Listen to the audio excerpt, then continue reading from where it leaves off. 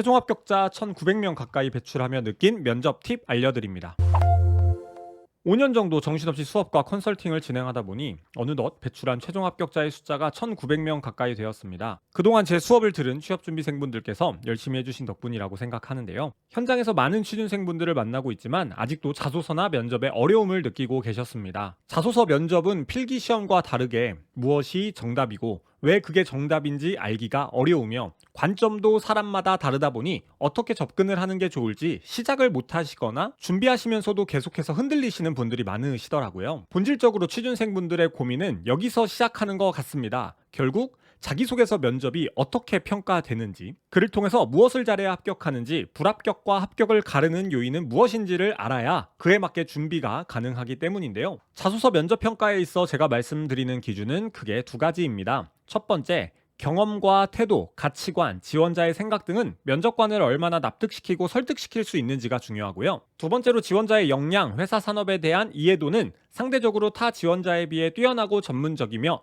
많은 지식과 정보를 보유하고 있는지가 중요합니다. 설명해드릴 내용이 많아 이 영상에서는 첫 번째 내용을 주로 설명해드리도록 하겠습니다. 신입사원을 뽑는 채용에서는 이 지원자가 얼마나 좋은 사람인지, 더 정확하게는 얼마나 좋은 동료인지, 혹은 좋은 동료가 될 수 있는지를 중요하게 봅니다. 신입사원을 뽑는 채용에서 지원자 간 능력 차이는 대동소이하기 때문에 조금 더 인간적인 매력이 있는, 더 바람직한 태도나 가치관을 가지고 있는 사람을 뽑고 싶다고 보시면 되는데요. 그러면 여러분들께서 저는 많이 부족한 사람인데 합격할 수 있을까요? 저는 충분히 괜찮은 사람인데 이 괜찮은 사람이라는 걸 어떻게 보여줘야 하나요? 라는 생각을 하실 수도 있는데요. 결론부터 말씀드리면 몇 가지 준비 방법만 안다면 충분히 합격 가능합니다. 제한된 시간 동안 자소서 면접을 평가하면서 엄청난 인격자나 성인군자를 뽑는 것이 아니기 때문인데요. 여러분들께서 동료나 팀원들과 함께 조직 생활을 하는 게 어렵지 않으셨다면 전혀 문제될 게 없습니다. 여러분의 경험이나 태도, 가치관을 확인하기 위해 평가자분들은 여러분의 경험을 주로 물어보는데요. 따라서 경험 정리를 잘 해놓으신다면 인성적인 부분에서 충분히 고득점을 받을 수 있습니다. 그렇다면 경험 정리를 잘 할 수 있는 원칙 두 가지를 설명해 드릴게요. 첫 번째는 좋은 소재를 선정하시라는 겁니다. 여러분의 경험이나 태도, 가치관을 어필하기 위해서는 여러분이 그동안 살면서 겪은 다양한 에피소드가 있을 텐데 그 중에서 자소서 면접에서 활용할 만한 경험을 잘 선정하셔야 합니다. 좋은 소재라는 건 다소 사소해 보일지라도 여러분의 태도나 가치관이 잘 드러나는 경험이면서 다른 지원자랑 비교하여 더 차별화된 노력을 보여줄 수 있는 경험, 누구나 다 당연히 하는 노력이 아닌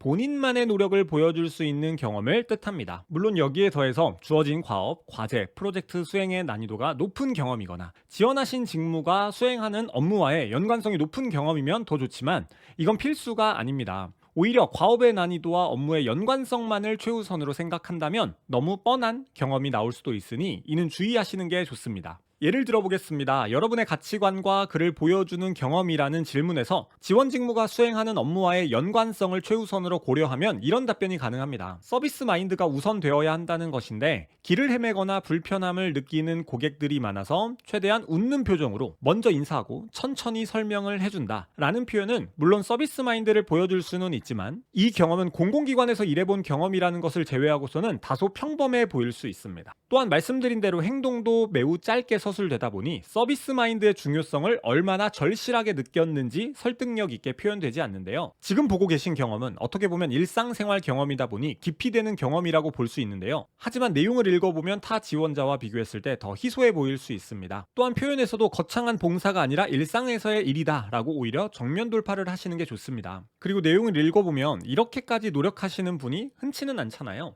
그렇다 보니 손편지까지 받으시고 실제로 정말 나는 이렇게 생각한다라는 모습을 보여주다 보니 이 경험을 듣는 사람에게 아, 이 사람은 정말 이런 사람이구나, 이런 가치관과 마인드를 가지고 있는 사람이구나 라는 임팩트를 평가자에게 줄 수 있다고 생각합니다. 이 글을 읽으시는 여러분께서도 충분히 진정성을 느낄 수 있다고 생각하는데요. 그렇기 때문에 이 경험은 좋은 경험이라고 생각합니다. 따라서 다소 사소해 보일지라도 여러분이 평소 가지고 있는 생각이나 가치관, 태도나 관점을 잘 보여줄 수 있는 소재는 무엇인지 한번 고민해 보시는 것이 필요합니다. 두 번째 원칙은 행동 노력을 자세하게 전달하라는 건데요. 첫 번째 원칙하고도 연관된다고 볼 수 있습니다. 경험을 정리할 때는 여러분이 가지고 있는 생각이나 가치관, 태도, 관점 등을 잘 보여줄 수 있도록 어떤 행동이나 노력을 했는지, 경우에 따라서는 왜 그런 행동을 했는지 행동의 이유도 언급하시면서 여러분의 행동이나 노력을 자세하게 전달하셔야 합니다. 자소서나 면접은 평가자에게 나라는 사람이 이 기관에 필요한 사람이자 적합한 사람이라는 것을 설득시키고 납득시키는 과정입니다. 우리가 무언가를 타인에게 설득시킬 때는 주장만 있으면 안 되겠죠? 주장에 맞는 근거를 함께 제시하셔야 상대방은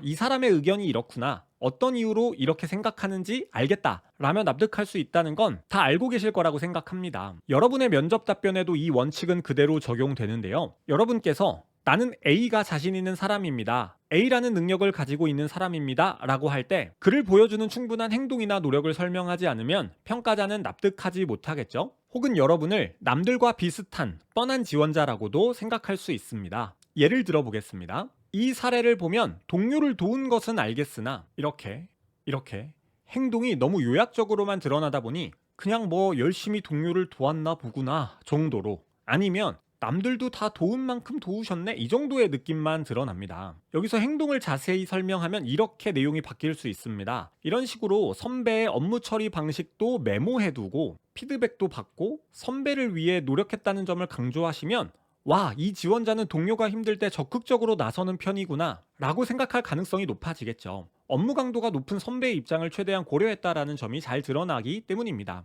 따라서 여러분들께서도 경험을 정리할 때는 가급적 내가 얼마나 고생했는지, 얼마나 많은 노력을 했는지를 강조하셔서 경험을 정리하시기 바랍니다. 공자 면접의 경험 정리 이론은 다른 영상에서도 자세하게 설명드린 바가 있습니다. 다만 그때는 진정성보다는 각 카테고리에 맞는 행동 강조에 포커스가 맞춰져 있었는데요.